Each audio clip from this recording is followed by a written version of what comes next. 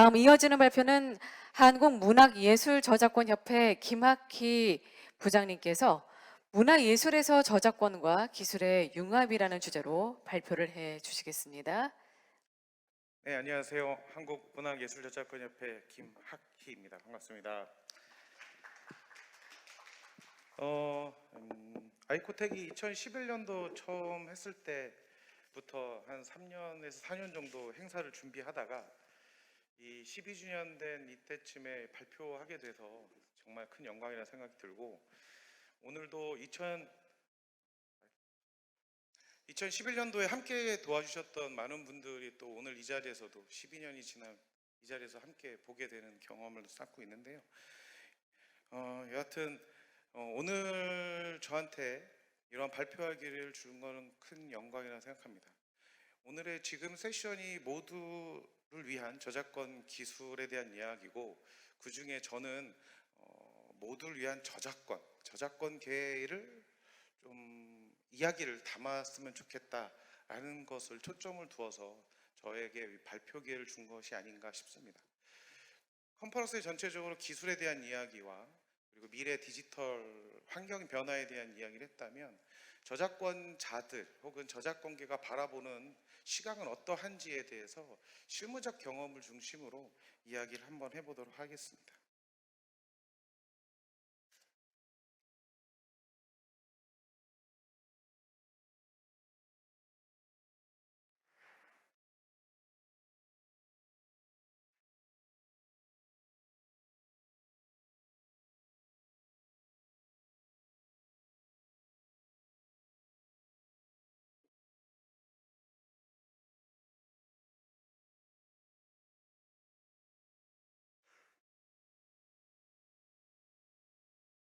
네, 다시 시작하겠습니다. 문학 예술계, 음악을 제외한, 음악은 관련된 부분 앞에 설명드렸었고, 음악을 제외한 나머지 분야 문학 예술계에 생각하는 여러 가지 이슈들이 등장했습니다. 코로나19의 확산과 디지털 기술의 발전은 바로 이 문학 예술 분야에서도 아주 많은 이야기를 담게 되는 사건들이 많이 벌어졌는데요. 그런 사건에 대한 이슈에 대해서 하나씩 이야기할 기회를 이야기해 보도록 하겠습니다. 알다시피 2021년 6월경에 NFT 관련된 이슈가 처음 등장했습니다. 대표적인 사건들이죠. 김한기 화백부터 시작을 해서 외국 작가까지 자신이 원치 않았는데도 불구하고 NFT 상위 거래소에서 저작물이 유통이 됐습니다. 이때 당시엔 NFT 업계에서는 저작권과 소유권에 대한 구체적인 이해가 많이 부족했다는 측면이죠. 거의 부족한 것이 문제가 되어 결국 사과도 하고 관련돼서 NFT 가이드라인도 만들기 시작했습니다. 이때 당시에 대표적인 저작물들은 미술 저작물과 사진 저작물이었고, 이러한 사건으로 저도 NFT 거래소를 처음 가보고 NFT 거래소 업체들하고 미팅을 해봤습니다. 이 2021년 6월에 이 사건이 터지고 나서 한국저작권보호원하고 저희 협회랑 같이 협력을 하여 국내외 한 12개 NFT 거래소를 다 전수조사하는 방식으로 취해서 한번 조사를 해봤었습니다. 다행히 이때 당시 2021년 6월 당시에는 한국의 유명 작가의 저작물 더 이상 침해로 나타나진 않았었는데, 그럼에도 불구하고 이 사이트들을 대부분 돌아보면 많은 문제점을 안고 있었습니다. 다운로드도 고화질로 다운로드 받을 수 있었고, 그리고 아까 앞선 발표 연사들이 말한 것처럼 책임의 전가를 이용자에게 하는 경우가 상당히 많았었습니다. 즉, 또 하나는 특이한 거는 버진 아일랜드에 주소를 둬서 마치 조세 회피처의 행위회 같은 느낌이 드는 거래소도 있었죠. 그런 입장에서 보면 저작권계 입장에서는 그 NFT 거래소를 믿을 수 있는가에 대해서 항상 고민할 수밖에 없습니다. 그런 문제가 있었고, 또 우리에게 요구하는 것은 권리 검증에 대한 문제도 있었습니다. 이 사람이 정말 진짜 그 저작권자인가, 저작권자가 정말 올렸는가에 대한 문제도 있었습니다. 대표적으로 현재 이제 NFT 시장에서는 아트를 보면 전통적인 아트, 디지털 아트, 기초 예술 혹은 응용 예술이라고 하고, 혹은 순수 예술 혹은 상업 예술이라고 하는데, 이 분야에 대한 차이가 확실히 납니다. NFT 거래소를 처음으로 찾아오게 되는 부분들은 전통적인 아트 시장에 찾아오는데 받아들이기 쉽지 않은 생태계입니다. 미술 분야나 사진 분야에서 받아들이지 않는 디지털 환경에서 받아들이기 되게 쉽지 않은 환경에서 찾아오게 되죠. 한편 생각해 보면 미술 작품이 한 이만한 그림이 있습니다. 진짜 김한기 화백의 작품 같은 경우 이걸 디지털 파일로 전환한다면 이 파일을 스캔을 해서 엄청난 스캔 비용을 들여서 스캔해야 하거든요. 그런 비용을 내줄 거냐에 대한 문제도 있을 수 있습니다. 그리고 또 새로운 2차적 저작물 작성권과 2차 창작에 대한 논의가 이 NFT 거래소에서 나왔습니다. 그럼에도 불구하고 이 NFT는 우리 저작권계에 아주 큰 반향을 줬는데, 그것이 뭐냐면 추구권의 논의를 시작하게 해줬다라는 겁니다.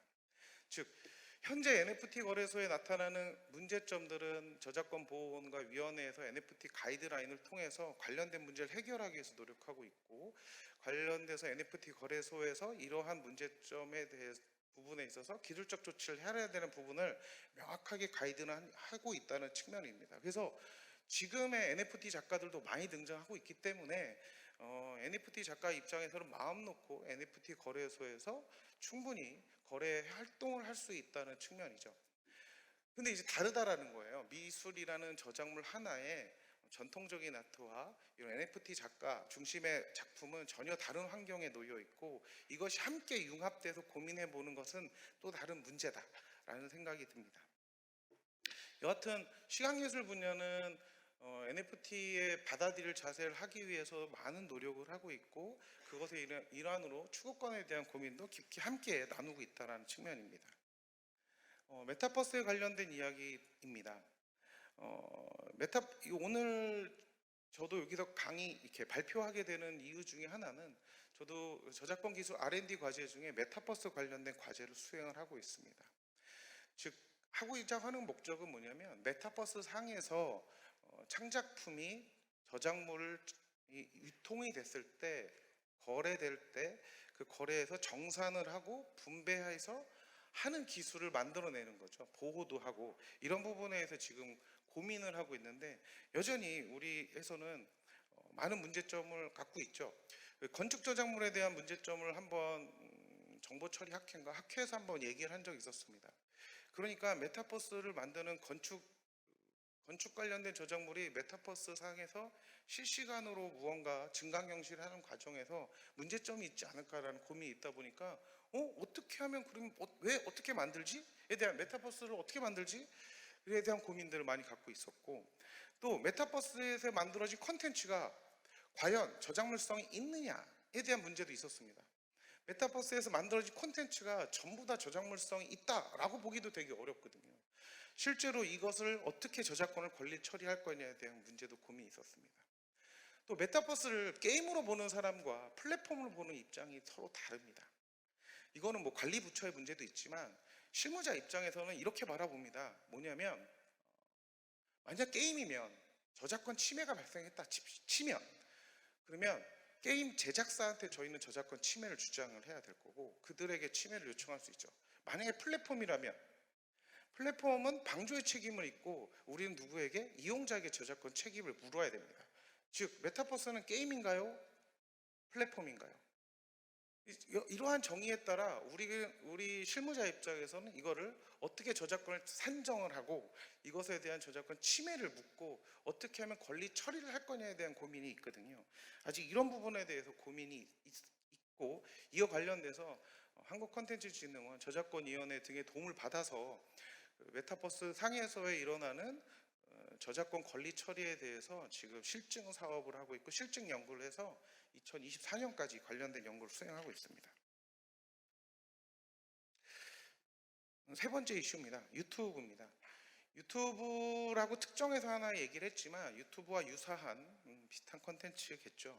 특히 유튜브 컨텐츠 아이디라고 불리는 곳이 있습니다. 유튜브 컨텐츠 아이디는 저작권, 아까 틱톡에서도 그런 얘기를 했었지만 저작권을 정산하고 모니터링을 해요. 모니터링을 해서 어떤 사람한테 정확하게 주느냐의 문제인 거죠.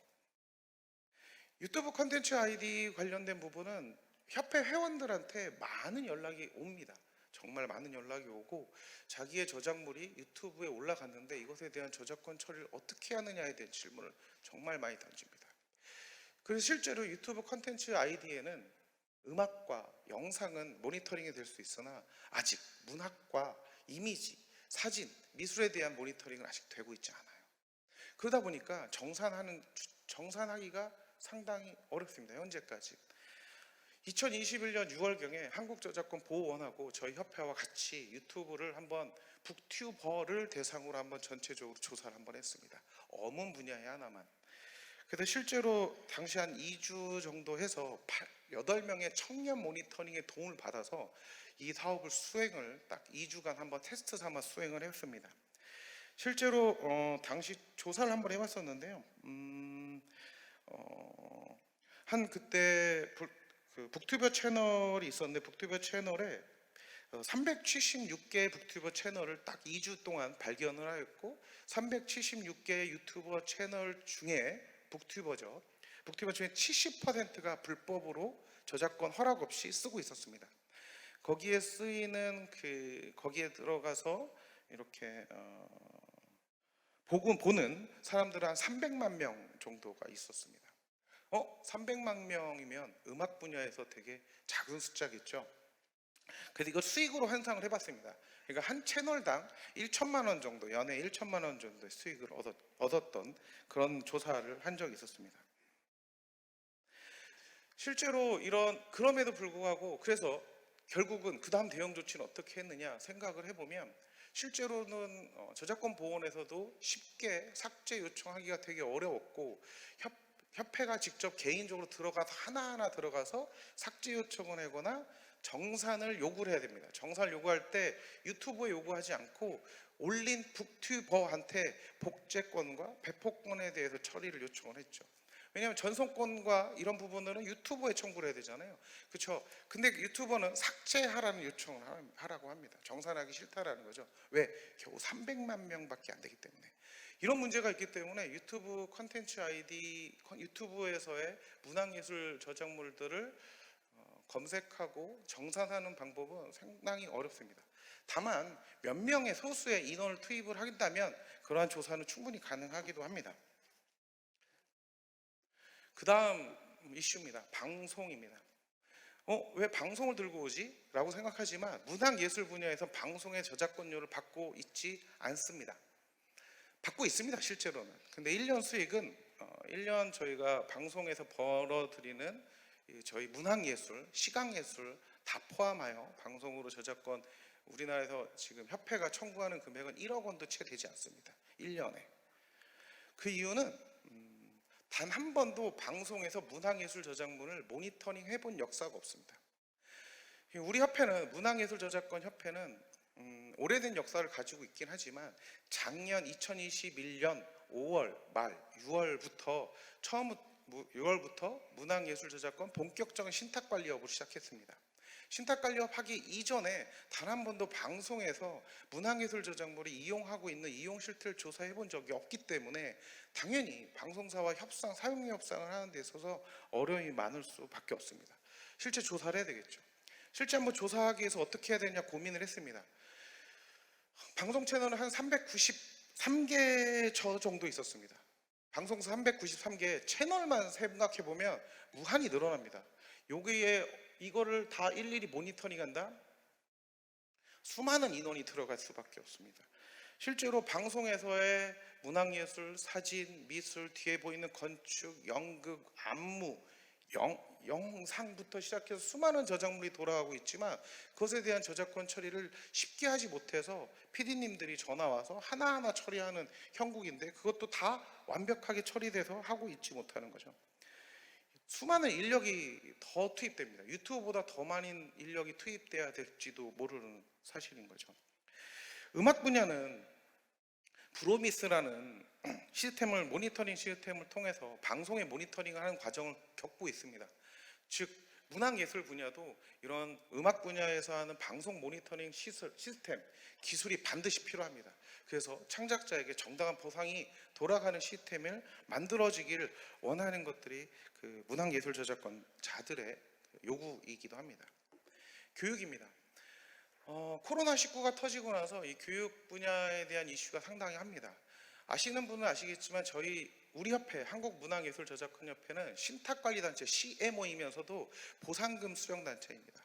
교육 목적으로 유일하게 보상금 수령단체고 교과서뿐만 아니라 대학 이런 초중고등학교에서 이루어지는 수업에서 활용되는 자료에 대해서 다 저작권을 처리하여 보상금을 지급해 주는 업무를 하고 있습니다. 근데 코로나19가 터지면서 비대면 교육이 강화되고 인터넷 교육이 활성화되고 또 교육 콘텐츠 공유가 너무 활성화됩니다. 보상금 제도 내에서 퍼서 파는 게 한계가 돌아오는 거죠. 그래서 이 지금의 저작권법 체계의 보상금 체계에서는 이 디지털 환경에 대한 준비가 되어 있지 않았거든요. 그냥 오프라인 상에서만 하는 이야기죠. 그래서 요구가 돼 있습니다. 보상금 제도를 확대해달라. 관련된 법안이 지금 수없이 많이 제출되어 있는 상태고 또 보상금 가이드라인에 온라인 분야까지 확대할 것에 대한 이야기까지 나옵니다. 그리고 이용 허락의 범위도 확대할 걸 요구하고 있습니다. 보상금 제도 내에서도 이용하더라도 저작물의 일부만 쓸 수 있거든요. 근데 그 일부에 대한 측정을 하는 부분도 상당히 어렵습니다. 그걸 다 일일이 계산을 해야 되니까요. 그거 넘어가게 되면 이용 허락 범위로 넘어가게 됩니다. 이런 부분에 대한 요구가 있다 보니 이용자들 입장에서는 이런 이야기가 등장하죠. ECL 제도에 대한 도입을 얘기를 합니다. 즉 디지털 기술의 발달과 코로나19의 발달은 또 다른 이 교육 분야에서 ECL에 대한 요구와 사적 복제 보상금 제도의 요구 같은 새로운 화두를 저작권계에 던져주고 있습니다. 관련된 것들이 저작권법 개정안으로 나와 있고 관련된 요구들이나 이런 것들이 나왔습니다. 진짜 현재는 저작권위원회 한국컨텐츠진흥원의 도움을 받아서 관련돼서 교사가 저작물을 올리는 경우 저작권이 제대로 처리가 됐는지 확인하는 시스템을 현재 개발하고 있습니다. 관련된 연구 업체랑 제가 지금 드리는 이 자료 안에 단 하나의 저작물을 사용하지도 않았습니다. 특이하게 지금 저희가 나눠준 자료집을 보면 외국 분들이 연사들이 만든 자료나 제 자료나 몇몇 자료들은 저작물을 아예 싫지는 않습니다. 왜? 저작권 침해 우려가 있을 수 있기 때문에 자료에 있어서. 그래서 실제로 교사들이 학생들한테 강의를 가르치는데 저처럼 아무런 자료 없이 그림 한 장 없이 강의를 할 수 있을까요? 절대 할 수가 없습니다. 그래서 이분들이 이 강의 자료를 만들 때 점검할 수 있는 점검 체계, 점검 툴을 만들기 위한 노력을 하고 있고 이런 기술을 개발하기 위해서 지금 노력 중에 있습니다. 출판입니다. 아까 앞선 발표에서 빌 로젠블렛의 발표에서 가장 마지막 장이 가장 인상 남았죠. 뭐냐면 가장 어려운 분야입니다. 이 고등교육, 학술, 출판은 가장 어려운 분야입니다. 아까 스텔라 ISBN 쪽에서도 기구에서도 발표했는데 이 출판 분야에서 보여지는 저 하나의 ISBN뿐만 아니라 도입해야 될 식별 코드는 너무 많습니다. UCI도 달아야죠. DOI도 달아야죠. 이진이 ISNI도 달아야죠. 하물며 이젠 ISBN 기구에서 발표하는 건 처음 들었지만 RAID라는 기술이 이제 식별 코드가 만들어진다고 하고 ISCC라는 식별 코드가 또 만들어진대요. 하나의 저작물에 수많은 식별 코드, 하나의 창작자의 수많은 코드들이 붙어가는 작업을 지금 많이 하고 있는 거죠. 과연 준비가 되어 있느냐? 쉽게 되어 있지는 않다라는 겁니다. 출판 쪽의 이슈는 되게 어마어마하게 다양합니다. 종이책이냐, 전자책이냐. 출판의 시장은 성장하는 거 보고 있지만 종이책 시장은 성장하지 않고 있고 전자책 시장은 성장하고 있지만 웹소설과 웹툰 시장은 성장하고 있지 일반 단행본 전자책 시장은 성장하고 있지 않거든요. 어떻게 바라볼 거냐라는 거죠. 웹소설과 웹툰을 디지털 콘텐츠로 바라볼 거냐 혹은 이런 저희 책으로 바라볼 거냐에 대한 차이도 있습니다. 점차 ISBN은 책에 붙이는 건데 이거를 이제 웹소설이나 웹툰에서 이제 어디까지 붙여야 되느냐에 대한 고민까지 있을 정도로 상당히 디지털 혁신 기술이 들어오면서 많은 고민을 안고 있는 거죠. 특히 오디오북, 앞선 발표에서 음악 분야에서 발표한 것처럼 오디오북에 성우 문제가 있습니다. 오디오북에서 말하는 성우가 있죠. 우리 사회자께서도 오디오북을 성우를 해서 제작을 하면 그 오디오북을 만든 성우의 실현권을 인정해 주는가에 대한 고민이 있고 또 오디오북을 AI가 읽어주면 어떻게 하냐에 대한 고민이 있습니다. 또 앞선 발표에 있는 것처럼 AI 도구를 활용해서 창작을 하는데 아까 동화에 관련된 얘기가 나옵니다. 우리는 실무적으로 딱 그 얘기 나옵니다. 아까 저희 책 106페이지인가요? 어쨌든 책에 발표한 거 보면 공동 창작이죠. 사람 2명에 AI 1명이 있습니다. 그럼 우리는 무슨 생각하면 저작권 만료밖에 생각 안 합니다. 공동 창작이면 마지막 창작자가 죽고 난 사후에 70년간 가는데 2명이 사망하고 난 이후에 AI는 있어요. 그러면 저작권 만료가 언제 되는 걸까? 이런 고민이죠. 이 사람을 저작권자 인정하게 되면 어디까지 해야 되지? 이런 고민이 우리한테는 수많은 숙제인 거죠. 저작권 인정과 안 인정과의 문제가 아니라 실무적으로 들어가는 고민인 겁니다. 언제까지 사용료를 정산하고 분배해야 되느냐에 대한 문제까지 상당히 많은 이야기가 있습니다. 여기서는 고민이 덜 되고 있지만 북스캔 혹은 그 복사 무인 스캔업소를 대학가 여러분 지나다니면서 엄청 많습니다.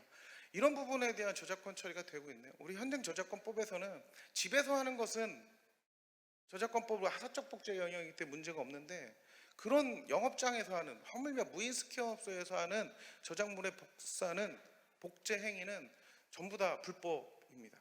근데 그것에 대해서 현재는 그냥 그대로 두고 있죠. 이런 어려움들이 현재 있고 이런 출판 분야의 이런 이슈, 디지털 혁신의 이슈는 우리 출판 분야의 공공대출권에 대한 이야기를 저희한테 화두를 던져주고 또 아까 말씀드렸던 사적 복제의 복사금의 이슈를 또 한 번 던져주고 있습니다.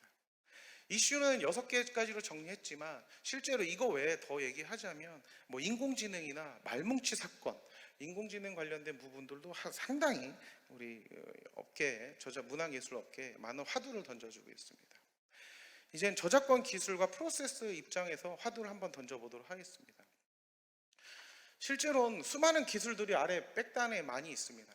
DRM부터 시작해서 모니터링 기술, 식별 기술, 정산 기술, 분배 기술, 학원 개인정보나 초상권 보호하는 기술부터 시작해서 다양한 기술이 있는데 맨 위에 있는 것처럼 저작권 프로세스를 봐서 보호나 이용허락, 정산, 분배라고 한다면 보호의 관점은 인식이 서로 차이가 있습니다. 저작물을 보호하느냐와 저작 재산권을 보호하느냐의 차이가 있고 이용 허락은 이용 전에 허락하는 방식과 이용 후 모니터링하는 방식은 또 차이가 있습니다. 그리고 정산에 대한 인식, 정산에 대한 사람들의 생각은 실시간이고 정확성을 요구합니다. 그리고 분배는 효율성과 투명성을 요구를 하죠. 그래서 이러한 프로세스와 이런 상에서 이런 인식들은 수많은 기술을 활용을 해서 도입을 하기 위해 상당히 노력을 하고 있고 기술적 준비도 상당히 되어 있다라고 저는 생각합니다. 다르게 기반 차원에서 바라보면 저작권 관리는 크게 저작물을 관리하는 기술과 저작 재산권을 관리해서 바라보는 요구들이 있습니다. 즉 여기서 말한 요구들은 우리 업계에 대한 요구입니다. 기술계에서 우리 같은 문화예술계, 저작권계에 요구하는 거죠. 저작물에 메타 정보가 있나요? 저작물은 디지털 파일로 가지고 있나요? 저작물의 DNA는 확보하고 있나요? 실제 그렇게 준비가 되어 있지는 않습니다. 사진, 미술 하나 스캔하는데 사진 저작물 모으는데 디자인 파일 모으는데 하물며 소설 파일도 모으는 데 있어서 상당히 오래 걸립니다. 그리고 저작 재산권 계약 관계는 아주 중요합니다. 계약 관계가 정확해야 정산을 정확하게 할 수 있거든요. 계약 관계가 대부분 다 숨기고 있고 보여주진 않아요. 왜냐하면 돈을 분배하려면 보여줘야 돈을 분배하죠. 권리가 공동 저작이 3명이면 3명의 권리한테 돈을 줘야 되는데 몇 대 몇으로 나눠줘야 되는지 알려줘야 정확하게 분배할 거 아닙니까? 근데 그 계약이 제3자 비밀 유지 계약 이런 걸로 다 되어 있으니까 더 어려워요. 또 하나 증여나 상속이 되면 더 어렵습니다. 왜냐하면 저작권자가 분산이 되거든요. 그 상속자들이 많으니까 그 사람들을 한 명 한 명 찾아서 연락을 해야 되는 어려움이 있습니다. 아까 투명하고 정확한 분배를 하기 위해서는 이런 관계까지 다 알아야 되는 문제가 있죠. 그런데 또 하나 해석을 해야 됩니다. 검토를 해야 됩니다. 우리 입장에서는. 자, 저작권법 제도에서 설명하는 이슈들입니다. 저작권 기술 관련된 이슈들이. 이 플랫폼은 OSP냐 특수용 OSP냐, 저작물은 어떤 저작물이냐, 기술적 보호 조치나 성능 평가가 잘 되어 있는 업체인가, 저작권 관리법인은 어디까지? 이거 전시권인가? 메타버스에서 일어나지는 미술품의 전시는 전시권으로 처리해야 됩니까? 전송권으로 처리해야 됩니까? 에 대한 고민들, 그리고 권리의 제한들, 이런 것들이 하나같이 다 검토해야 될 수많은 이슈입니다. 한 저작물에 한해서도 이렇게 검토해야 될 것들이 많죠. 그래서 이러한 주제를 저한테 던지면서 실무자로서 바라보는 앞선 기술 환경, 저작권 기술과 새로운 디지털 기술, 디지털 환경에 있어서 저작권과 어떻게 융합해야 되는 이야기들을 좀 실무적으로 한번 풀어보겠습니다. 이 초점은 문학예술과 R&D로 해보겠습니다. 저는 문학예술저작권협회고, 그러면 문학예술저작권협회 입장에서 좀 더 얘기를 하려고 하고, R&D라는 주제를 던진 것은 제가 R&D 사업을 지금 한 5건 정도 R&D 사업을 하고 있습니다. 하나는 작년에 끝났고, 지금 현재 R&D 3개와 또 저작권 지원 사업을 하나 더해서 총 4개의 저작권 기술 사업을 같이 하고 있습니다. 그러한 실무적 경험을 바탕으로 설명드리겠습니다. 문학예술과 IT에서 오른쪽 밑에 있지만 한국문학예술저작권협회의 신탁관리 범위입니다. 한국문학예술저작권협회, 문저협이라고 불리는 우리 협회는 문학, 그리고 시각예술, 영상, 공연, 예술을 관리하는 신탁관리단체 CMO입니다. 그리고 앞서 말씀드렸던 교육목적 보상금 수령단체이고요. 자, 문학 분야만 들어오면 종이냐, 디지털이냐, 웹소설이냐, 일반 종이책이냐에 따라 서로 어떻게 바라보니 관점이 너무 다르고, 또 시각예술 분야에서도 아까 말씀드렸던 기초예술이냐, 순수예술이냐, 혹은 응용예술이냐, 상업예술이냐, 이에 따라 시각예술이 NFT에, 메타버스에 어떻게 적용할지 다 다르게 고민해서 가야 됩니다. 또 예술공연 분야는 더 어렵습니다. 연극 저작물의 저작권자가 누군지 모르겠습니다. 찾기가 정말 힘듭니다. 안무 저작권자에 대한 이야기가 계속 최근에 나오고 있는데, 안무 저작권을 찾을 수 있는데 그걸 표현을 해서 고정시켜야 되는데, 고정된 저작물이 저한테 필요한 거죠. 이름이 있어야 돼요. 또 저작물의 이름도 있어야 되고, 상당히 어렵습니다. 그 어디까지 또 표절인 거에 대한 또 표절 시비가 있을 거고, 정말 찾기가 어려운 부분이죠. 저작권자가 누군지 명확하게 찾는 부분도 어려웠을 뿐더러 저작물에 대한 얘기가 있습니다. 또 저는 저작권자 얘기만 했지만 아까 말씀드렸던 실용권자 얘기도 상당히 관리 영역에서 놓치고 가지 못하는 영역이 있기 때문에, 이런 분야의 하나하나의 분야에 대해서 바라보는 이슈들이 정말 다르고, 이해관계자도 정말 다릅니다.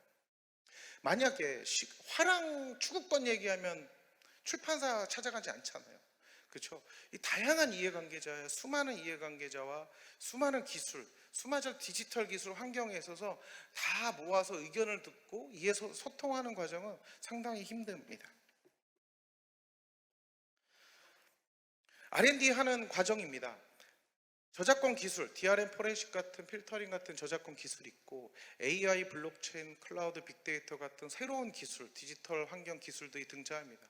이 기술의 융합은 잘 이루어지기도 하고 잘 고민을 하고 있습니다.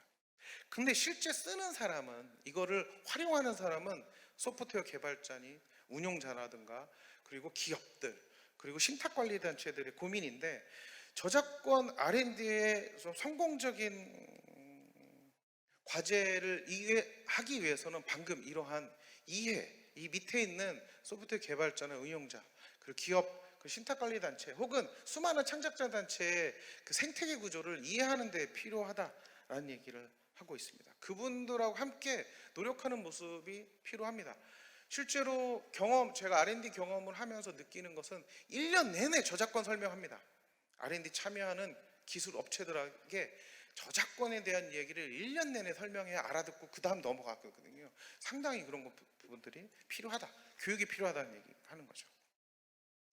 이제 지금까지 얘기는 빌드업을 해서 마지막 이 결혼을 달리기 위해서 빌드업 하는 과정이었습니다. 저는 그 저작권 기술을 하는 사람도 아니고, 저는 현장에서 실무적으로 저작권자를 만나고 그리고 기술 업계 사람들도 만나고 유통사를 만나면서 그 이야기를 하는 경험을 토대로 여러분들의 말씀드리는 거라 혹여 잘못된 견해가 있을 수 있지만 그럼에도 불구하고 몇 가지 말씀드리면 저작권계와 기술계에는 저렇게 중간에 선처럼 간극이 존재하다는 사실을 깨달았습니다. 저작권계는 IT 기술에 대한 인식이 상당히 부족합니다. 몰라요. 일단 어려워요. 일단 돈 된다 그러면 좋다고 생각합니다.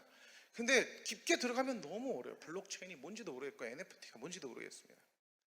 기술계는 저작권 인식, 아까 말씀드린 인식이 상당히 부족하고, 또 저작권계는 만약에 기술이 마치 컴퓨터 한 대 사면 마치 상업적으로 같이 금방 성공할 것처럼 또 이해해요. 마치 기술 금방 도입하면. 이거의 차이인 거죠. 그리고 유지 비용이 얼마야에 대한 서버 하나 유지 비용 뭐 이런 거 고민하고 있고, 또 기술계는 이제 돈에 대한 이야기를 하죠. 어쨌든 두 간의 오해가 그리고 생각의 차이가 상당히 있다라는 거죠. 이 생각의 차이를 겪고 넘어가서 사업하려고 하는 노력이 실제로 아주 필요하고, 그러한 노력이 이런 R&D 사업이나 이러한 실증 사업, 실증 서비스 과제들이 상당히 많이 필요하고 같이 이 자리를 논의하는 과정 자절이 필요합니다. 그래서 필요한 게 이런 저작권 기술 컨퍼런스가 아닌가 싶습니다. 마지막 코멘트입니다. 문체부뿐만 아니라 저작권위원회, 문화콘텐츠진흥원, 보호원 등 실제 이해관계자의 도움으로 저희 협회는 기술 R&D 사업이나 다양한 이야기를 하고 있고 하고 있습니다. 아까 말씀드렸처럼 수요와 공급에 대한 이해뿐만 아니라 장기적으로 전략을 고민하고 단기적인 것과 장기적을 나누어서 전략을 고민했으면 좋겠습니다. 장기적이면 R&D도 뭐 3년 플러스 3년을 하든지 뭐 이렇게 좀 중장기적인 기회를 줬으면 좋겠고, 실패를 하더라도 조금씩 기회를 주는 과정이 좀 필요하다라는 거죠. 기술적으로 실패하더라도, 지금은 실패하더라도 조금 더 기다리면 성공할 수 있는 것도 있고, 디지털 컨텐츠가 아직 준비가 되지 않는 우리 업계 입장에서는 조금 더 준비하면 기술적이 바로 들어오면 성공할 수 있습니다. 이런 부분을 좀 더 지켜보고 함께 했으면 좋겠다라는 것으로 말씀드리겠습니다. 경청해 주셔서 감사합니다. 네, 감사합니다. 네, 마지막에 이제 중장기 전략의 중요성과 필요성에 대해서 다시 한번 좀 강조해 주셨습니다.